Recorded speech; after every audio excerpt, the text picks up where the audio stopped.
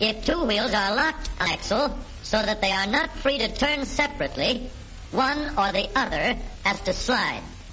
So engineers had to find a way to connect both rear wheels to the engine without sliding and slipping on turns. The device which makes this possible is a part of the rear axle. It is called the differential because it can drive the rear wheels at different speeds. The differential looks complicated, but once we understand its principle, it is amazingly simple. These two wheels are mounted on separate axles and supported by a frame so that they can revolve freely at different speeds. Let's fasten a spoke on the inner end of each axle so that by turning the spokes, we can turn each wheel separately. With a bar or crosspiece, we can turn both wheels in the same direction at the same rate of speed. Let's get something to hold this bar in place so that it will press against the spokes. Notice that this support is not locked to the axle. It turns freely. Now, we can spin the wheels by rotating the support. This is fine, as long as both wheels are able to turn at the same speed. But let's see what happens when we go around a corner. With this arrangement, we cannot drive one wheel faster than the other. And if we stop one wheel, the other wheel won't budge. Let's put this bar on a pivot so that it can swing in either direction.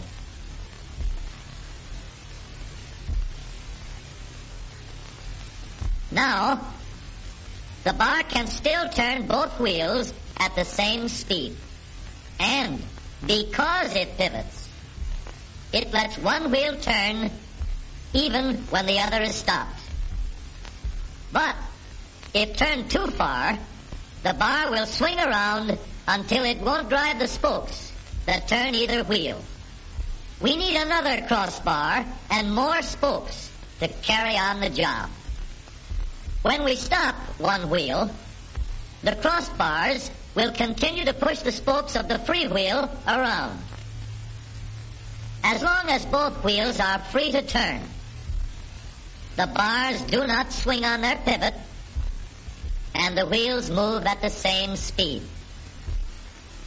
Now we have the working principles of a differential. To adapt the model for use in an automobile, we will have to make a few changes. In order to reduce the jerky action caused by wide spaces between the spokes, we will put in more spokes. Further filling in the spaces between the spokes gives steadier, more continuous action, and changing the shape gives firm, constant contact. Now we can make the gears thicker and stronger, and we have differential gears. The edges are cut so that they will fit together more smoothly and silently. And another gear is added to share the work of driving the axles. The principle is the same. In order to turn the support and drive the wheels, we can fasten a large gear here, connected by a smaller gear to a source of power.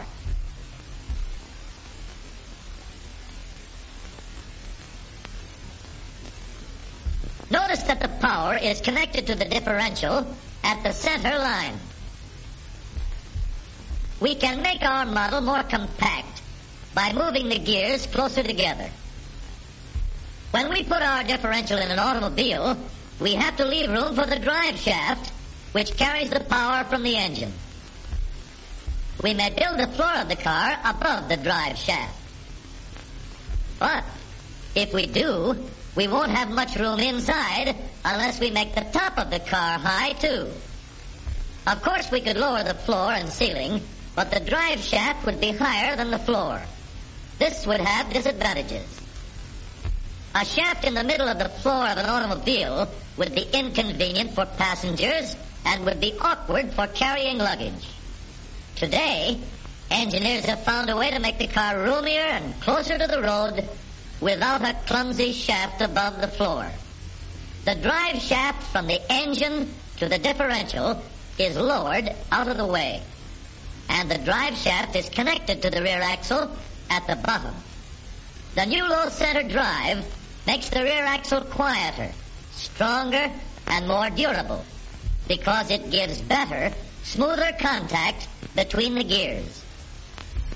The automobile of today with the low center drive is stronger and more rugged.